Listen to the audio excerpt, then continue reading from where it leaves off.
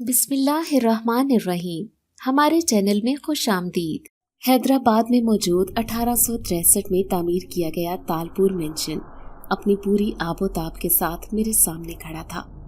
सदियां गुजर गई थीं, लेकिन इस इमारत की शान और शौकत में कोई फर्क नहीं आया था। अपनी जीप को रोककर कुछ देर तक मैंने इस शाहकार मेंशन का मुआयना किया तो बेसाख्ता मेरे मुंह से माशाअल्लाह के अल्फाज निकले। मैं इस सियाहती मकाम की सैर करना चाहता था, लेकिन इस वक्त मुझे अपनी मंजिल पर पहुंचने की जल्दी थी। तालपुर मेंशन से 4 किलोमीटर के फासले पर हैदराबाद का एक पुराना गांव आबाद था। चंद दहाइयां पहले ये एक बिल्कुल छोटा सा गांव था, लेकिन अब इसकी आबादी काफी हद तक बढ़ चुकी थी। शहर के शोर हंगामे से दूर ये एक पुरअमन इलाका था। पिछले चंद सालों से यहाँ पर अजीबोगरीब वाक़यात रोनमा होने लगे थे, जिनके हल के लिए मेरा तबादला यहाँ कर दिया गया था। थाना चकोर के सामने मैंने अपनी जीप रोक दी। धूल मिट्टी की वजह से इस वक्त मेरी हालत बहुत ख़राब हो रही थी। कराची से मुझे यहाँ ट्रांसफ़र किया गया था। मैं सादा लिबास में था, इसलिए मुझे अपना तारुफ करवाना पड़ा। चंद लम्हों की ताख़ीर से सारा अमला मेरे इर्द गिर्द जमा हो चुका था। लेडी सब इंस्पेक्टर मारिया और लेडी कांस्टेबल समीना और शगुफ्ता ने बहुत खुशगवार अंदाज से मेरा इस्तकबाल किया। मैं बहुत लंबा सफ़र करके आया था, इसलिए शदीद थकावट महसूस हो रही थी। इंस्पेक्टर साहब, आपने अपने पहुंचने की इत्तला की होती तो मैं आपके लिए खाना बना कर ले आती। कांस्टेबल समीना ने मेरी थकावट ज़दा चेहरे की तरफ देखते हुए कहा। पूरे रास्ते में मैं इस थाने के नंबर पर कॉल करने की कोशिश करता रहा, लेकिन सिग्नल इशू था।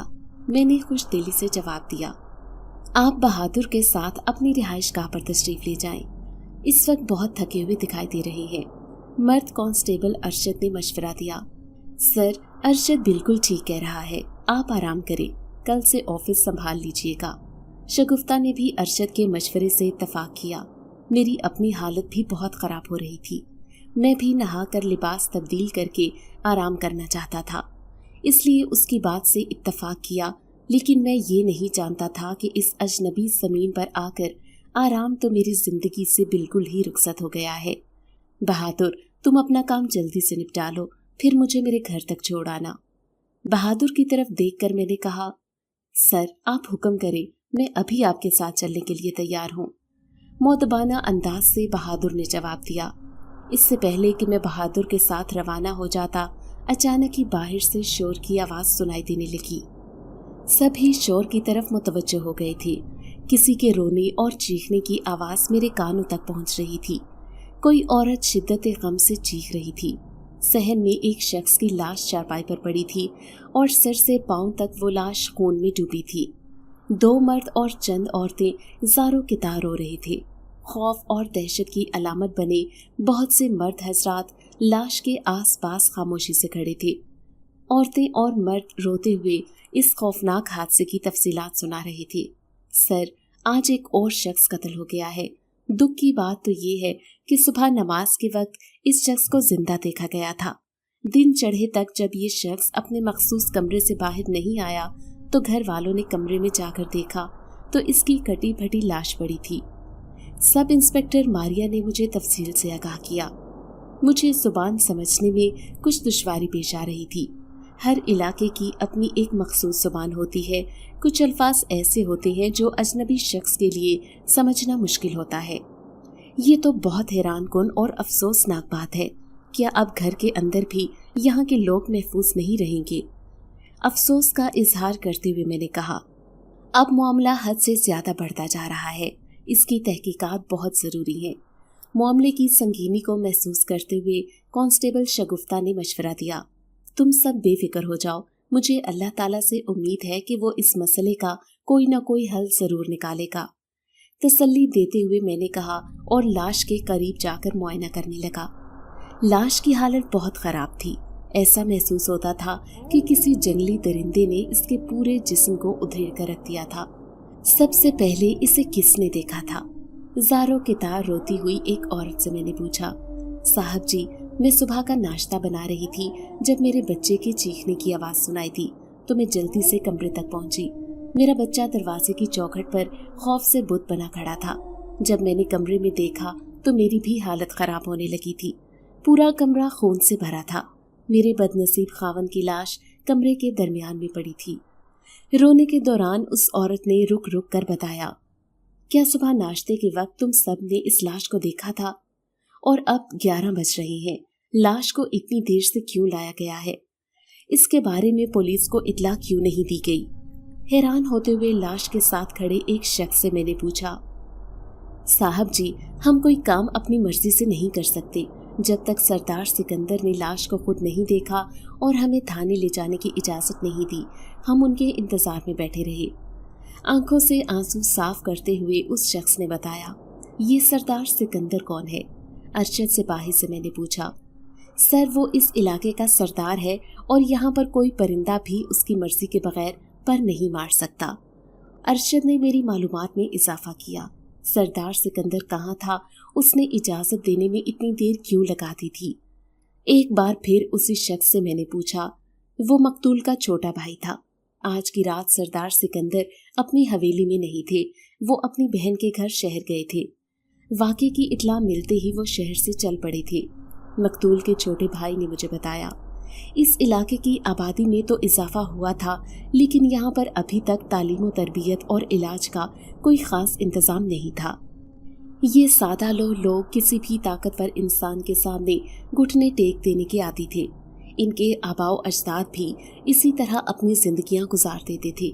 किसी एक शख्स के दबाव में आकर वो गुलाम भी बन जाते। मैं अच्छी तरह से जानता था, दूर दराज इलाकों में मुल्क का कानून नहीं बल्कि वहाँ के रस्म व रवाज अहमियत के हामिल होते हैं। सरदार सिकंदर खुद लाश के साथ तशरीफ नहीं लाए। अपने लहजे में छुपे हुए तंज को छुपाते हुए मैंने मकतूल के भाई से पूछा, साहब जी, सरदार सिकंदर के पास इतना वक्त कहाँ है कि वो हम जैसे आम लोगों के लिए थाने कचहरी में फिरते रहे?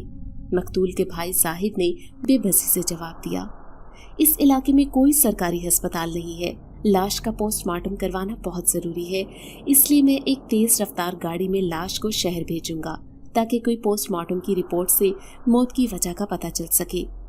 मेरी बात सुनते ही वहाँ पर मौजूद हर शख्स को सांप सूंघ गया था और वो हैरान नज़रों से एक दूसरे की तरफ देखने लगे। क्या हुआ? मैंने कोई गलत बात कह दी है? सबके हैरान परेशान चेहरे देखते हुए मैंने पूछा, साहब जी, हम कौन होते हैं आपको मना करने वाले या इजाज़त देने वाले? लेकिन सरदार सिकंदर न जाने इस बात की इजाज़त दें या नहीं। मकतूल के भाई साहिद ने सर झुकाकर बेबसी से जवाब दिया, क्या मतलब है कि लाश का पोस्टमार्टम करवाने के लिए हमें सरदार सिकंदर से इजाज़त लेनी पड़ेगी? हैरत ज़दा लहजे से मैंने पूछा। थाने के तमाम अमले ने इकरार में सर हिला दिया था। एक बात कान खोल कर सुन लो कि मैं सरकारी अफसर हूँ, किसी का मुलाजिम नहीं। मुझे जो बेहतर लगेगा मैं वो करूँगा। सरदार सिकंदर कानून का पाबंद है, उसे हमारे कानूनी मामलात में दखल अंदाजी करने की इजाज़त हरगिज़ नहीं है। लहजे में दर आने वाले गुस्से को मैंने छुपाने की कोशिश नहीं की थी। आप ऑफिस में चलकर बैठे और मेरी बात गौर से सुने। इसके बाद आपका जो भी फैसला हुआ हम आपके साथ हैं। सिपाही अरशद ने मिन्नत भरे लहजे से कहा तो ना चाहते हुए भी मैं ऑफिस में आकर बैठ गया था। थोड़ी देर बाद सिपाही अरशद भी आ गया और मेरे सामने वाली कुर्सी पर बैठ गया। मेरी बात गौर से सुने। एक मिसाल दी जाती है कि दरिया में रहते हुए मगरमच्छ से बैर नहीं किया जा सकता। इसी तरह इस इलाके के सरदार सिकंदर से हम दुश्मनी मोल नहीं ले सकते। आपको बताया था ना कि यहाँ पर कोई भी काम सरदार साहब की मर्जी के बगैर नहीं होता। यहाँ के लोग बिल्कुल मिट्टी के बुत जैसे हैं। सरदार साहब जिस तरह चाहे इस बुत को मोड़ दें, कोई एक एतराज नहीं कर सकता। अरशद ने मुझे समझाते हुए कहा। अचानक ही बाहर से एक बार फिर शोर की आवाज़ सुनाई देने लगी। मेरा ख्याल है कि सरदार सिकंदर साहब तशरीफ़ ले आए हैं। अब तक उन्हें इस बात की खबर हो चुकी होगी कि आपने लाश का पोस्टमार्टम करवाने का फैसला किया है। अपनी सीट पर खड़े होकर बाहर की तरफ देखते हुए अरशद ने कहा, जब से मैं आया था सरदार के बारे में इतना कुछ सुन रखा था कि मैं खुद भी उससे मिलने का ख्वाहिशमंद था। मैं नहीं जानता था कि मेरी ये ख्वाहिश इतनी जल्दी पूरी हो जाएगी। सफ़ेद रंग के शलवार सूट में मलबूस, कंधे पर काले रंग की चादर रखी जिसकी मूंछें उसके चेहरे से भी बड़ी दिखाई दे रही थी, एक अधेड़ उम्र शख्स कमरे में दाखिल हुआ। اس کے پیچھے پیچھے 2 مسلح گارڈز بھی تھے۔ السلام علیکم انسپیکٹر صاحب، خوش آمدید، آپ ہمارے علاقے میں تشریف لائے ہیں، یہ ہمارے لیے بہت خوشی کی بات ہے۔ گرم جوشی سے ہاتھ ملاتے ہوئے سردار صاحب نے خوش دلی سے کہا، وعلیکم السلام، بہت شکریہ۔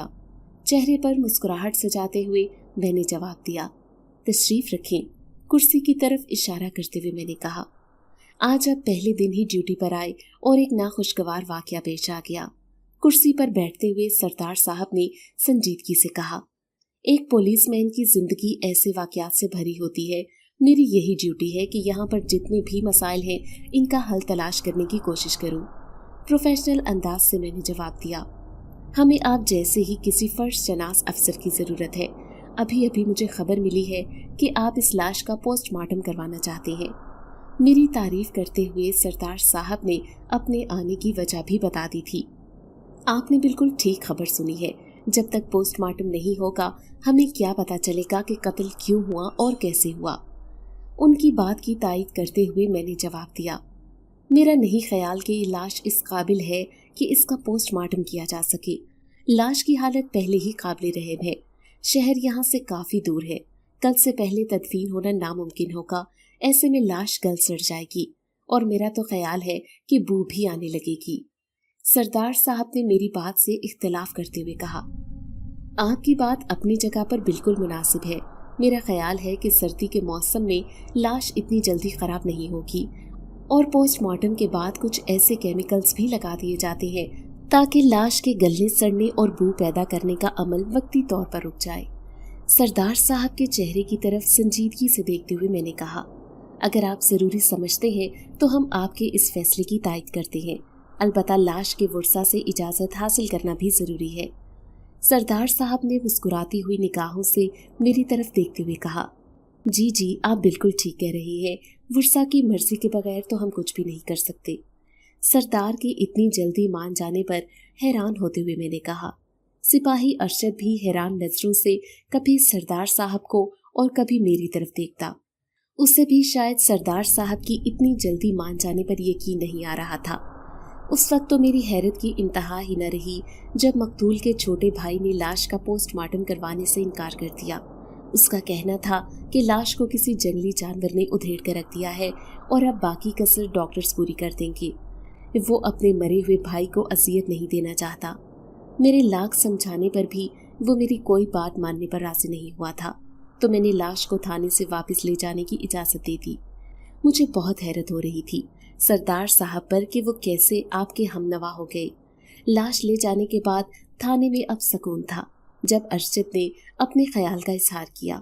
مجھے بھی سردار کے اتنی جلدی مان جانے پر حیرت ہو رہی تھی، لیکن شاید اس نے لاش کے ورثاء کو پہلے ہی خبردار کر دیا تھا۔ ارشد کی طرف دیکھتے ہوئے مسکرا کر میں نے کہا، میرا بھی یہی خیال ہے۔ ارشد نے جواب دیا، میں اس وقت اس جگہ کا معائنہ کرنا چاہتا ہوں جہاں سے لاش ملی ہے۔ لاش کو تھانے لانے کے بجائے اطلاع دے دینی چاہیے تھی تاکہ ہم جائے وقوع پر پہنچ کر سراغ لگانے کی کوشش کر سکتے۔ کچھ سوچتے ہوئے میں نے ارشد سے کہا، آپ بالکل ٹھیک کہہ رہی ہیں، آپ جائے وقوع کا معائنہ کرنا چاہتے ہیں تو کوئی مشکل نہیں۔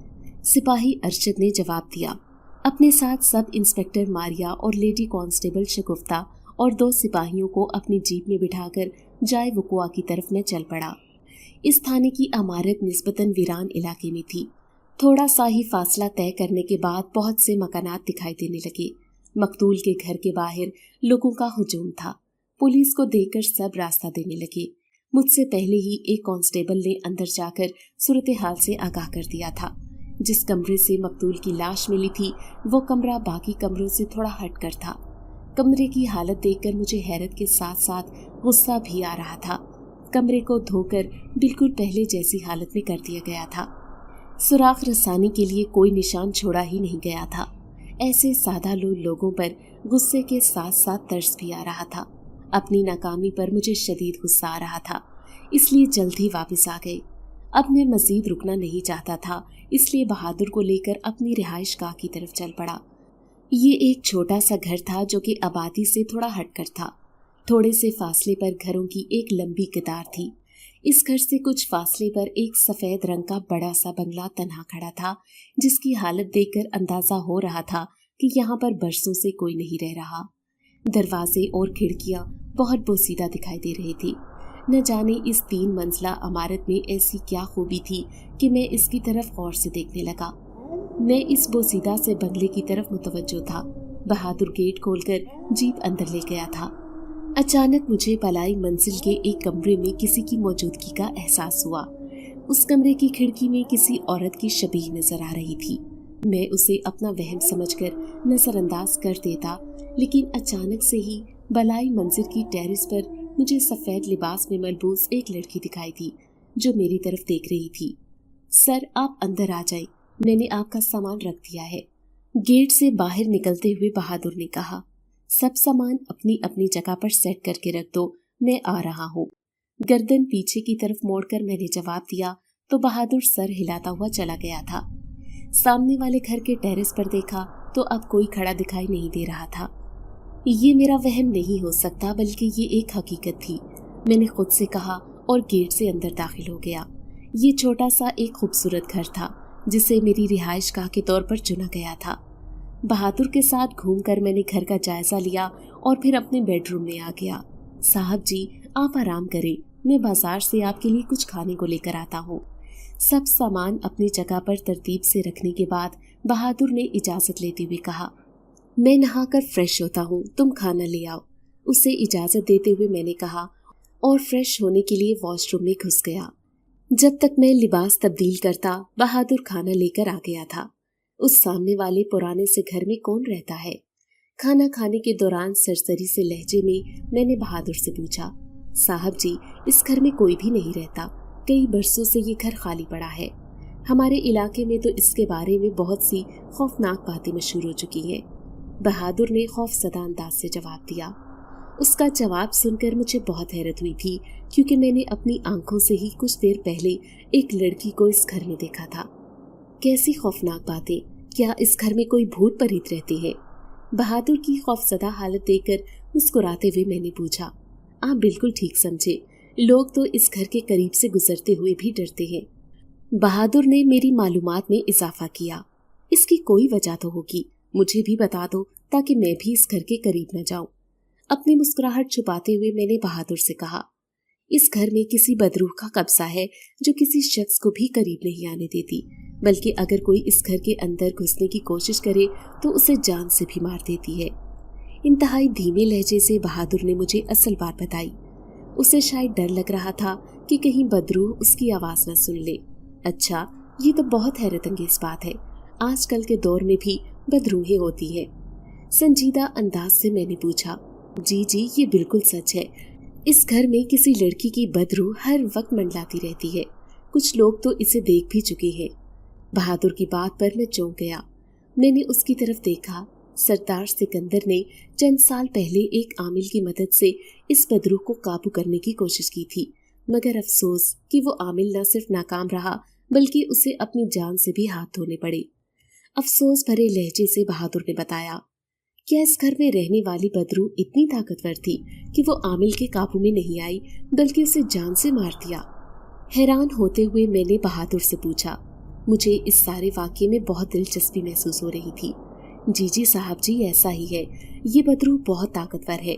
जब से वो आमिल मरा है, हमारे गांव पर तो इस बदरूह का कहर नाजिल हो रहा है। 1-2 महीने बाद किसी न किसी शख्स की लाश इंतहाई बुरी हालत में मिलती है। कुछ पैसे वाले लोग तो यहाँ से रुखसत ही हो गए हैं।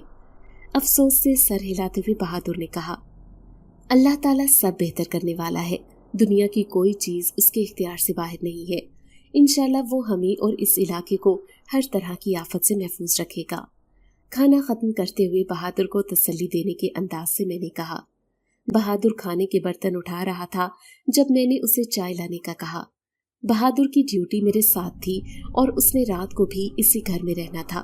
मुझे बार बार सफ़ेद लिबास में मलबूस वो लड़की याद आ रही थी जिसे मैंने कुछ देर पहले देखा था।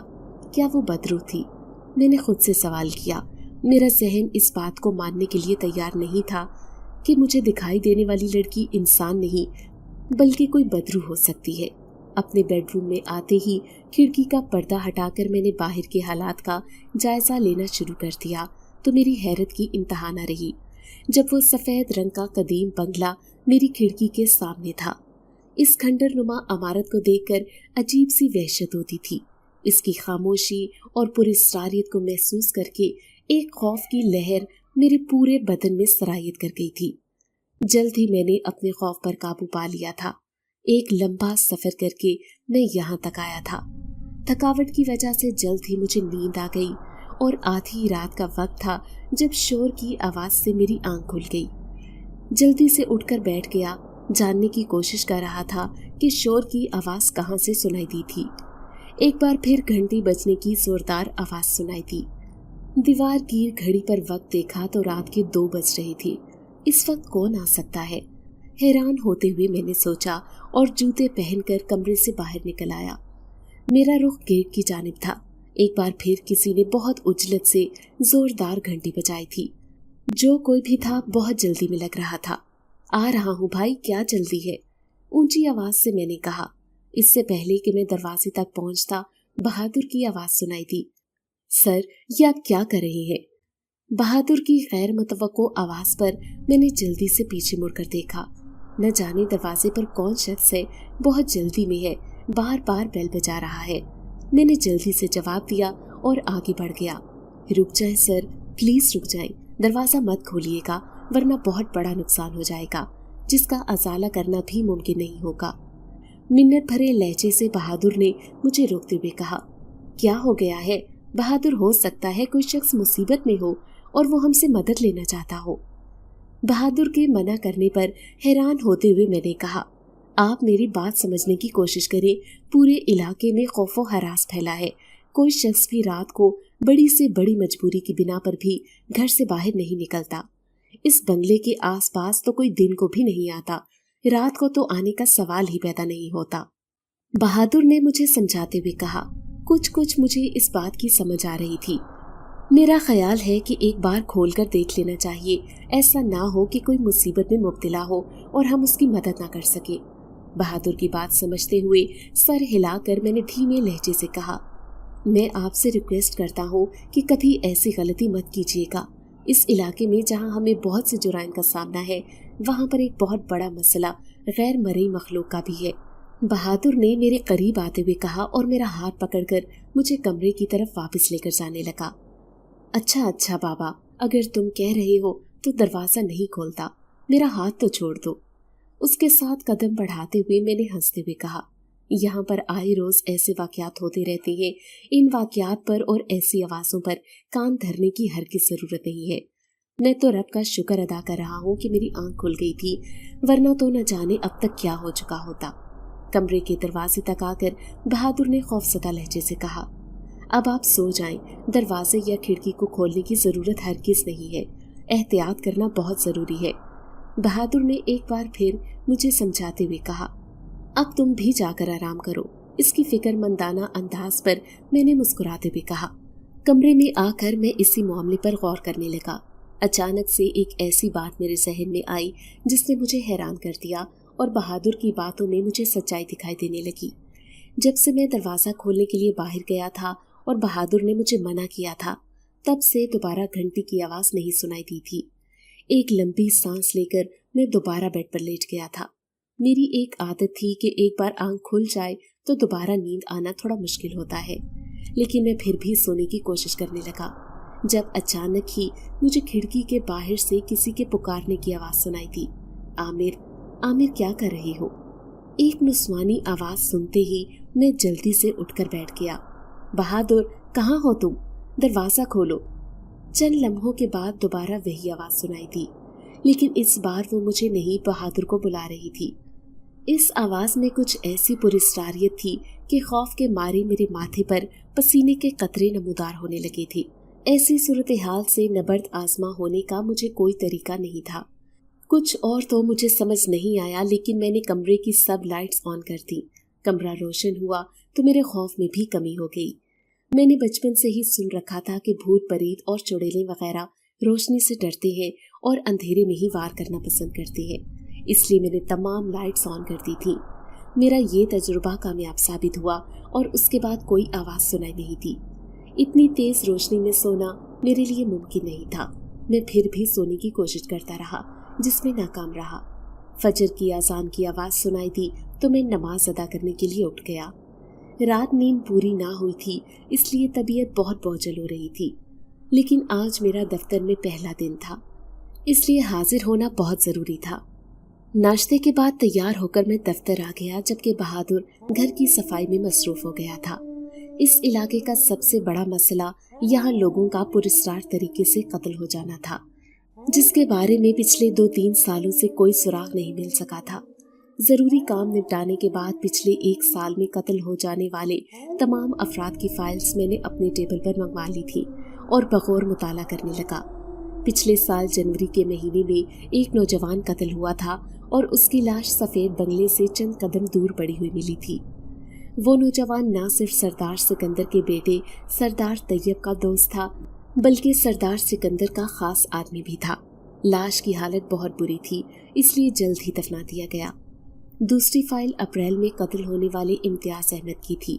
हैरत की बात तो ये थी कि कत्ल होने वाले अलग अलग महीनों में कत्ल हुए थे, लेकिन दोनों के कत्ल होने की तारीख एक ही थी, 21 जनवरी की रात को, और दूसरा 21 अप्रैल को कत्ल हुआ था। ये अहम नुक्ता मैंने अपने जहन में नोट कर लिया था।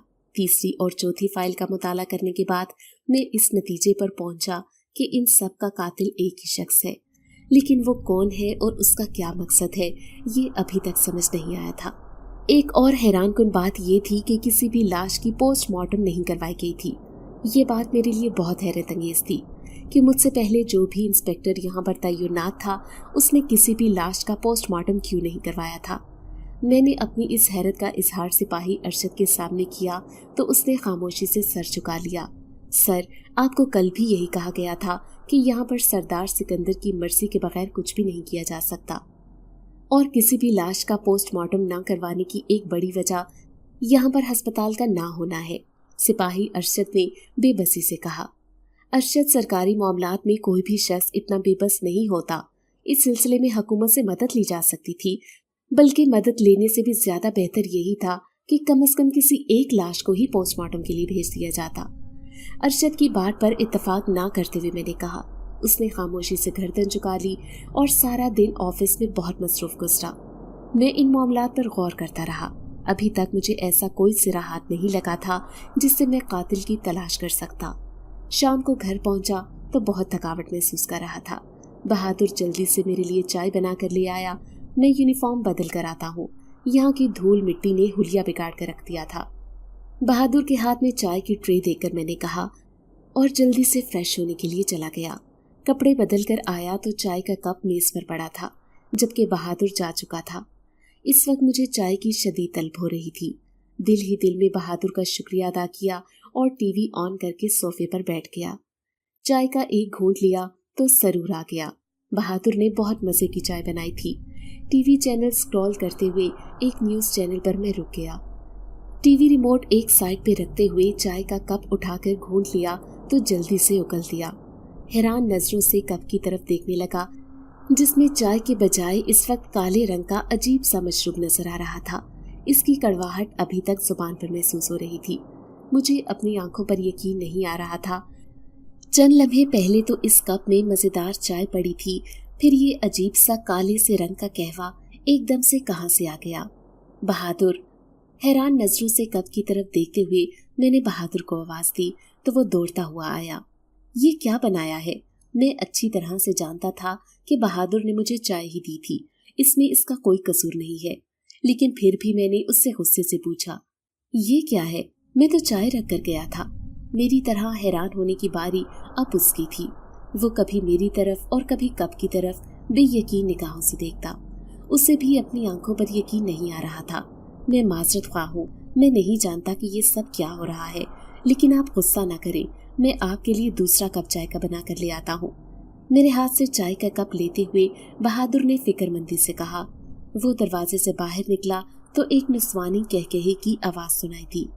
आवाज इतनी करीब थी कि मैं जल्दी से इधर उधर देखने लगा, लेकिन कुछ दिखाई न दिया। तभी दोबारा मुझे किसी के कहकहा लगाने की आवाज सुनाई दी। ये खेल मुझे बहुत दिलचस्प मालूम हो रहा था। इस बात का मुझे अच्छी तरह से अंदाजा हो चुका था कि मेरा वास्ता किसी गैर मरी मखलूक से पड़ चुका है। कुछ सोचते हुए मैं मुस्कुराने लगा। शाम का वक्त था, सूरज गरूब होने के करीब था। उस वक्त हल्की फुल्की हवा चल रही थी, जिसे महसूस करके तबीयत पर छाया हुआ बोझलपन दूर हो रहा था। इसलिए मैं इस हवा को महसूस करने के लिए बाहर लॉन में आ गया। वो सीधा और खंडर नुमा सफेद बंगला मेरी आंखों के बिल्कुल सामने था। ना चाहते हुए भी मैं उस बंगले की तरफ गौर से देखने लगा। बहादुर ने चाय लाकर लॉन में रखे हुए टेबल पर रख दी। मेरी तवज्जो उस बंगले की तरफ थी।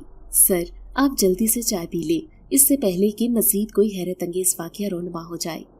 बहादुर ने मेरी तवज्जो चाय की तरफ दिलाते हुए कहा, तुम फिक्र मत करो, अभी अगर ऐसा कोई मसला हुआ तो मैं तुम्हें मजीद चाय बनाने का नहीं कहूँगा। मुस्कुराकर बहादुर की तरफ देखते हुए मैंने कहा, एक लम्हे के लिए मुझे ऐसा महसूस हुआ था कि सफेद बंगले की छत पर सफेद लिबास में मलबूस कल वाली लड़की मौजूद है। चाय पी लेने के बाद आगे पीछे का नजारा फरमाने का शुगल कर लीजिएगा। इंतहाई मौदबाना अंदाज से सर झुकाकर बहादुर ने गुजारिश की तो उसके अंदाज पर मुस्कुराता हुआ मैं कुर्सी पर बैठ गया था। चाय पीते हुए भी मेरा सारा ध्यान सफेद बंगले की तरफ था। बहुत देर तक मैं इस बेआबाद बंगले को गौर से देखता रहा। इसमें कोई ऐसी बात जरूर थी जो मुझे अपनी तरफ खींचती थी। रात के खाने से फारिग होकर चाय पीने के दौरान बहादुर से बातें करता रहा और फिर उठकर अपने कमरे में आ गया। सोने से पहले कुछ देर घर वालों से बात की और कमरे की लाइट्स ऑफ करके लेट गया। हल्की नींद में मुझे एहसास हुआ कि मेरे कमरे की खिड़की के बाहर कोई मौजूद है। बिल्कुल खामोश लेटा ये जानने की कोशिश करने लगा कि बाहर कौन है। चंद लम्हों बाद ही मुझे ऐसा महसूस हुआ कि खिड़की के बाहर सफेद लिबास पहने कोई औरत मौजूद है। चूड़ियों के खनकने की आवाज पर मैं उठकर बैठ गया था। अचानक ही छनाके की एक धमाकेदार आवाज से खिड़की का शीशा टूटकर किरचियों की सूरत जमीन पर इधर उधर बिखर गया। शीशा टूटने की आवाज इतनी जोरदार थी कि बहादुर भी नंगे पांव भागता हुआ आ गया। सर, आप तो ठीक है, ये क्या हुआ है? हैरान नजरों से कमरे के बिखरे हुए कांच के टुकड़ों को देखते हुए उसने पूछा। अचानक ही खिड़की का शीशा टूट गया। बहादुर की खौफजदा शक्ल देखते हुए मैंने सरसरी से अंदाज से कहा, ये कैसे हो सकता है कि शीशा अपने आप ही टूट जाए? बहादुर की हैरत अभी तक खत्म नहीं हुई थी। शीशा टूट जाने की वजह से ठंड का एहसास बढ़ रहा था, क्योंकि अब सर्दी बगैर किसी रोक टोक के अंदर दाखिल हो रही थी। सर, आप दूसरे कमरे में आराम कर ले, इस कमरे में रहना खतरे से खाली नहीं। बहादुर ने मुझे मशवरा दिया। तुम ठीक कह रहे हो, इस कमरे में अब ठंड भी बढ़ रही है, मुझे किसी दूसरे कमरे में चले जाना चाहिए। उसकी बात से इत्तफाक करते हुए मैंने कहा और कमरे से बाहर आ गया। दूसरा कमरा भी बहुत पुरसकून और आरामदेह था। बहुत जल्द ही मुझे नींद आ गई। अगले रोज बहादुर ने खिड़की का शीशा दोबारा लगवा दिया था। यहाँ पर आए हुए मुझे 1 महीने से ज्यादा हो गया था। एक भी रात ऐसी नहीं गुजरी थी जब मुझे अपने आसपास किसी औरत की मौजूदगी का एहसास ना हुआ हो। कभी चूड़ियों की आवाज, कभी पायल की छन छन की आवाज और कभी नस्वानी कहकहों की आवाजें अक्सर मेरे कानों में सुनाई देती रहती। मैं अब इन आवाजों का आदी हो चुका था। घर से बाहर निकलते हुए अक्सर मैं सफेद बेआबाद बंगले की तरफ गर्दन उठाकर देखता तो उसकी छत पर मुझे सफेद रंग के लिबास में मलबूस एक लड़की खड़ी दिखाई देती। हस्बे मामूल जीप को गेट से बाहर निकाला, निगाह उठाकर सामने की छत पर देखा तो वो लड़की खड़ी थी और मेरी तरफ मुतवज्जो थी। एक अजीब व गरीब हरकत उस लड़की ने की। मैं इतने दिनों से हर रोज उस लड़की को देख रहा था। इससे पहले उसने कभी मुझे कोई इशारा नहीं किया था। मैंने वाज़ेह तौर पर देखा कि वो हाथ के इशारे से मुझे अपनी तरफ बुला रही थी। मैं जब से इस इलाके में आया था अभी तक कत्ल की कोई वारदात नहीं हुई थी। जिस खास केस पर काम करने के लिए मुझे इस इलाके में भेजा गया था, इसके बारे में अभी तक मेरे हाथ में कोई सुराग नहीं आया था। हस्बे मामूल दफ्तर के काम निपटाते हुए मुझे वक्त गुजरने का एहसास ही ना हुआ। अचानक ही 2 आदमी इंतहाई खौफजदा हालत में मेरे ऑफिस में दाखिल हुए। सिपाही अरशद भी उनके साथ था। सर, आज फिर कत्ल की वारदात हुई है। गांव का एक लड़का जो कि चंद दिन पहले ही सरदार सिकंदर के डेरे पर काम करने लगा था, कल से वो घर से गायब था। ना ही सरदार सिकंदर के डेरे पर था और ना ही घर पर था। कुछ देर पहले उसकी लाश जंगल से मिली है। अरशद ने इंतहाई दुखी लहजे से बताया। ये दोनों कौन है? अरशद के साथ खड़े दोनों देहाती आदमियों की तरफ देखते हुए मैंने पूछा। ये मुनीर और फयाज हैं। ان دونوں نے ہی لاش کو سب سے پہلے دیکھا ہے۔ یہ جنگل میں لکڑیاں کاٹنے جا رہے تھے جب انہیں لاش دکھائی دی۔ سپاہی ارشد نے جواب دیا۔ وہ دونوں شخص بہت خوفزدہ دکھائی دے رہے تھے۔ ان کا خوف دور کرنے کے لیے میں نے انہیں سامنے پڑی ہوئی کرسیوں پر بیٹھنے کے لیے کہا اور تفصیل پوچھنے لگا۔ تھوڑی دیر بعد ہی میں اپنے عملے کے ساتھ جیپ میں بیٹھ کر جائے وقوع کی طرف چل پڑا تھا۔ منیر اور فیاض بھی ہمارے ساتھ تھے۔ لاش سے کچھ فاصلے پر گاؤں کے بہت سے لوگ جمع ہو چکے تھے۔ مرنے والے کی ماں اور بہنیں شدت غم سے خود کو پیٹ رہی تھیں۔ اس لاش کا حال بھی اس سے پہلے ملنے والی لاشوں جیسا تھا۔ کسی جنگلی جانور نے انہیں ادھیڑ کر رکھ دیا تھا۔ جگہ جگہ سے جسم کٹا پھٹا ہوا تھا اور ایک چادر سے لاش کو ڈھانپ دیا گیا تھا۔ سردار سکندر کے پہنچنے سے پہلے ہی میں نے اپنے 2 آدمیوں کے ساتھ لاش کو پوسٹ مارٹم کے لیے روانہ کر دیا۔ رات کو سوتے ہوئے بھی میں اس علاقے اور قتل کے بارے میں سوچ رہا تھا جب اچانک ہی میرے ذہن میں ایک اہم خیال آیا۔ اب تک جتنے بھی قتل کی وارداتیں ہوئی تھیں، مرنے والوں کا تعلق کسی نہ کسی طرح سے سردار سکندر کے ساتھ ضرور ہوتا تھا۔ لاشیں بھی گاؤں کے آس پاس سے ہی ملتی تھیں۔ میں اس ایک اہم پوائنٹ کے بارے میں سوچنے لگا۔ آج کی رات بہت عجیب رات تھی۔ ایسا محسوس ہو رہا تھا کہ چھت کے اوپر کوئی ناچ رہا ہو۔ پاؤں کی دھمک کی آواز سر پر ہتھوڑے کی طرح برستی۔ چوڑیوں کی کھنک اور پائل کی چھنک کی آواز مجھے اپنے کمرے کے باہر سے سنائی دیتی رہی۔ نہ جانے میرے ذہن میں کیا خیال آیا کہ میں کمرے کا دروازہ کھول کر باہر نکل آیا۔ پچھلی طرف سے گھوم کر اپنے بیڈ روم کی کھڑکی کے سامنے آ گیا۔ باہر بلب روشن تھا لیکن کوئی بھی دکھائی نہیں دے رہا تھا۔ اچانک ہی چوڑیوں کی کھنکنے کی آواز سنائی دی تو میں نے نگاہ اٹھا کر دیکھا۔ کچھ ہی فاصلے پر سفید رنگ میں ملبوس وہ لڑکی کھڑی میری طرف دیکھ رہی تھی۔ اس کی خوبصورت آنکھوں میں نہ جانے ایسی کیا کشش تھی کہ میرے دل سے ہر قسم کا خوف دور ہو چکا تھا اور میں آہستہ آہستہ قدم اٹھاتے اس کے قریب آ رہا تھا۔ اچانک ہی فضا میں پائل کے چھنکنے کی آواز سنائی دی۔ سفید لباس میں ملبوس کسی پری کی طرح دکھائی دینے والی وہ لڑکی آگے بڑھ رہی تھی اور ایک ٹرانس کی کیفیت میں اس کے پیچھے پیچھے چل رہا تھا۔ سفید بے آباد اور ویران بنگلے کا گیٹ ہمارے قریب آ چکا تھا۔ رک جائیے سر، یہ آپ کیا کر رہی ہیں؟ بہادر کی آواز سن کر میرے بڑھتے ہوئے قدم رک گئی۔ پیچھے مڑ کر دیکھا تو مجھے کچھ ہی فاصلے پر بہادر کھڑا ہوا دکھائی دیا۔ دروازہ بند ہونے کی آواز پر میں نے گردن گھما کر دیکھا تو وہ لڑکی گیٹ سے اندر داخل ہو گئی تھی۔ بہادر کے ہاتھ میں ریوالور بھی دکھائی دے رہا تھا۔ ایک دم سے مجھے جھٹکا لگا اور میں اپنے ہوش و حواس میں واپس آیا۔ ارد گرد دیکھنے لگا۔ مجھے تو یقین ہی نہیں آ رہا تھا کہ میں یہاں تک کیسے آ گیا ہوں۔ خدا کا شکر ہے کہ میں نے آپ کو دیکھ لیا تھا، ورنہ یہ ڈائن تو آج آپ کو کھا جاتی۔ اللہ تعالیٰ اس بدروح کے عذاب سے ہم سب کو بچائے۔ شکر ادا کرتے ہوئے بہادر نے کہا۔ مجھے تو خود سمجھ نہیں آ رہی تھی کہ میں کمرے سے باہر کیسے نکلا اور یہاں تک کیسے پہنچ آیا۔ بہادر کی طرف دیکھتے ہوئے حیرت سے میں نے کہا، آپ نے کمرے کا دروازہ کھولا تو میری آنکھ کھل گئی تھی۔ آپ کا پیچھا نہ کرتا تو نہ جانے کیا ہو جاتا۔ بہادر نے ایک لمبی سانس لیتے ہوئے کہا اور پھر ہم دونوں اسی راستے پر چلتے ہوئے واپس کمرے تک آ گئے۔ بہادر، کیا تم جانتے ہو کہ یہ بنگلہ کس کا ہے؟ کمرے میں پہنچ کر میں نے بہادر سے پوچھا۔ سر، اس بنگلے کا مالک سردار سکندر کا چچا تھا۔ اس کا ایک بیٹا اور ایک بیٹی تھی۔ سب گھر والے ایک روڈ ایکسیڈنٹ میں مر گئے تھے۔ صرف ان کی ایک ہی بیٹی بچی تھی جس نے بعد میں خودکشی کر لی تھی۔ بہادر نے مجھے تفصیل میں بتایا۔ میں اس بنگلے کے بارے میں جاننا چاہتا ہوں، بلکہ اس کے اندر جا کر گھوم کر دیکھنا چاہتا ہوں۔ کچھ سوچتے ہوئے میں نے اپنی خواہش کا اظہار کیا تو بہادر نے خوفزدہ انداز سے میری طرف دیکھا۔ سر، آپ کیوں اپنی زندگی کے پیچھے ہاتھ دھو کر پڑ گئے ہیں؟ بہادر نے مجھے ڈرانے کی کوشش کی۔ تم بے فکر رہو، تمہیں کچھ نہیں ہوگا۔ تم میرے ساتھ مت جانا، میں اکیلا ہی چلا جاؤں گا۔ اس کی خوفزدہ حالت دیکھ کر میں نے مسکراتے ہوئے کہا۔ میں نے اپنے عملے سے اس بارے میں بات کی تو ان سب کا حال بھی بہادر جیسا تھا۔ بہت مشکل سے میں نے انہیں اس کام کے لیے راضی کیا تھا۔ سردار سکندر سے مل کر میں نے بنگلے کی چابی حاصل کر لی تھی۔ حیرت تو مجھے اس بات پر ہوئی کہ سردار سکندر نے بغیر کسی بحث کے چابی میرے حوالے کر دی تھی۔ آفس کے کاموں سے فارغ ہونے کے بعد میں اپنے ساتھ 3 اور سپاہی لے کر اس بے آباد بنگلے پر آ گیا۔ سپاہی خوف سے کانپ رہی تھی۔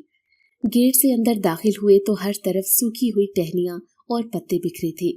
देखने से ही अंदाजा हो रहा था कि यहाँ पर बरसों से किसी इंसान ने कदम नहीं रखा। दिल ही दिल में कुरानी आयात का विर्द करते हुए मैं एक बड़े से हॉल में दाखिल हुआ, जिसके आमने सामने बहुत से बंद दरवाजे थे। सबसे पहले कमरे का दरवाजा खोलकर अंदर दाखिल हुआ तो ये एक ड्राइंग रूम था, जिसमें पड़ा हुआ फर्नीचर धूल मिट्टी से अटा हुआ था। बारी बारी में सब कमरों के दरवाजे खोलकर देखता रहा। दीवारों पर यहाँ पर बसने वाले लोगों की तस्वीरें आवेजा थीं। एक कमरे का दरवाजा खोला तो मेरी आंखों ने एक ऐसा मंजर देखा जिसने मुझे खौफजदा कर दिया। कमरे के दरमियान में पंखे से लटकी हुई एक लड़की की लाश दिखाई दी। ये मंजर सिर्फ एक लम्हे के लिए मेरी निगाहों के सामने आया। बहुत देर तक मैं मुख्तलिफ कमरों का मुआयना करता रहा, लेकिन कोई काबिल जिक्र चीज हाथ नहीं लगी थी। जब हम गेट से बाहर निकले तो गांव के बहुत से लोग खड़े थे। हमें जिंदा वापस आते देखकर वो सब हैरान हो रहे थे। उस रात ऐसा लग रहा था कि इस बेआबाद बंगले में अचानक से ही बहार आ गई हो। जश्न का समा मालूम हो रहा था। कहकहों की आवाजें सुनाई दे रही थी और गांव के लोग भी इन आवाजों को बआसानी सुन रहे थे। अपने एक दोस्त की मदद से मैंने एक ऐसे शख्स से राब्ता किया जो अरवाह को काबू करने और उनसे बातें करने का इल्म रखता था। 3 दिन बाद एक बुजुर्ग जिनका नाम यूसुफ था हमारी मदद के लिए पहुंच आए। उन्हें तमाम सूरत हाल से आगाह किया गया। दिन के उजाले ही में यूसुफ साहब ने बंगले का जायजा लिया। वो जेरे लब मुसलसल कुछ पढ़ रहे थे। यहाँ पर एक ताकतवर बदरू रहती है। घर आकर यूसुफ साहब ने बताया, उस बदरू को कैसे काबू किया जा सकता है। यूसुफ साहब से मैंने पूछा, इसके लिए मैं आज ही रात एक मखसूस अमल करूंगा। इससे हमें ये पता चल जाएगा कि ये बदरू कौन है और इस घर में क्या कर रही है। यूसुफ साहब ने जवाब दिया, मुझे बहुत बेचैनी से इंतजार है हकीकत जानने के बारे में। यूसुफ साहब की तरफ देखते हुए मैंने कहा, रात का अंधेरा फैलते ही वो कुछ मखसूस सामान लेकर अकेले ही उस बंगले के अंदर चले गए। गांव के कुछ लोग अपनी मदद आपके तहत और कुछ सिपाहियों को मैंने बंगले के चारों तरफ खड़ा कर दिया था कि अगर किसी अनहोनी का एहसास हो तो यूसुफ साहब की मदद के लिए तैयार रहना। अपने कमरे में मुझे बहुत बेचैनी महसूस हो रही थी। सफेद लिबास में मलबूस एक नौजवान लड़की का सरापा बार बार मेरी निगाहों के सामने आ रहा था। अचानक ही एक जोरदार चीख की आवाज सुनाई थी तो मैं जल्दी से कमरे से बाहर निकल आया। घर के बाहर से शोर की आवाज सुनाई दे रही थी। गेट से बाहर निकला तो अजीब ही मंजर दिखाई दिया। आग का अलाव दहक रहा था। सफेद रंग के कपड़े पहने एक इंतहाई करीब सूरत लड़की चीख रही थी, लेकिन वो इस आग को फैला नहीं सकती थी। यूसुफ साहब ने उस वक्त भी कोई अमल करने में मसरूफ थे। आमिर, मुझे बचा लो, सिर्फ तुम्हारी वजह से मैं इस शख्स को जिंदा छोड़ा है, वरना मार देती, और अब ये मुझे खत्म करना चाहता है। इंतहाई तकलीफ से उस करीब सूरत औरत ने कहा। मैं हैरान था कि वो मुझे कैसे जानती थी। देखते ही देखते उस बदरूह के जिस्म को आग लग गई। वो चीख रही थी। उसका जिस्म राख में तब्दील हो गया था। यूसुफ साहब ने मुझे एक डायरी दी जिसमें इस बंगले के बारे में अहम मालूमात मौजूद थी।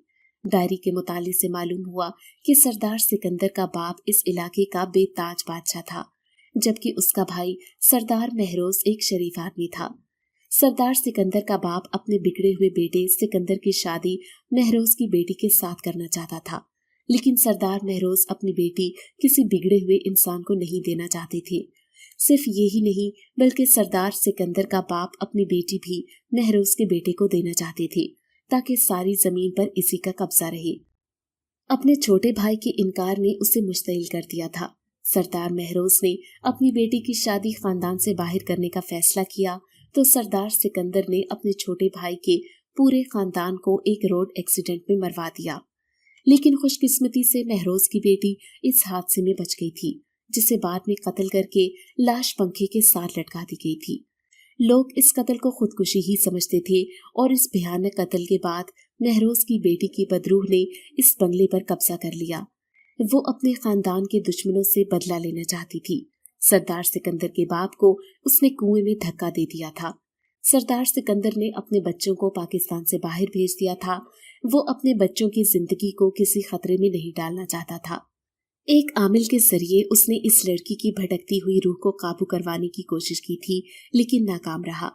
उस दिन के बाद ये बदरूह मौका मिलते ही सरदार सिकंदर के खास आदमी को जान से मार देती थी। मुझे देखते ही वो मुझसे इश्क करने लगी थी। यही वजह थी कि जब मैं इस बंगले के अंदर गया था तो उसने हमें कुछ नहीं कहा था। यूसुफ साहब ने बदरूह के मुंह से सुनकर ये सब वाकयात नोट किए थे। गांव के लोग बदरूह से छुटकारा मिल जाने पर खुशियां मना रहे थे और रात को अपने कमरे में मुझे किसी चीज की कमी का एहसास हो रहा था। चूड़ियों की खनक और पायल की छनक की आवाज सुनाई नहीं दे रही थी। नुस्वानी कहकहे की आवाज के बारे में सोचते हुए मेरे चेहरे पर मुस्कुराहट आ गई थी। कमरे में खालीपन का एहसास हो रहा था। अगर आपको आज की कहानी अच्छी लगी है तो वीडियो को लाइक जरूर करें।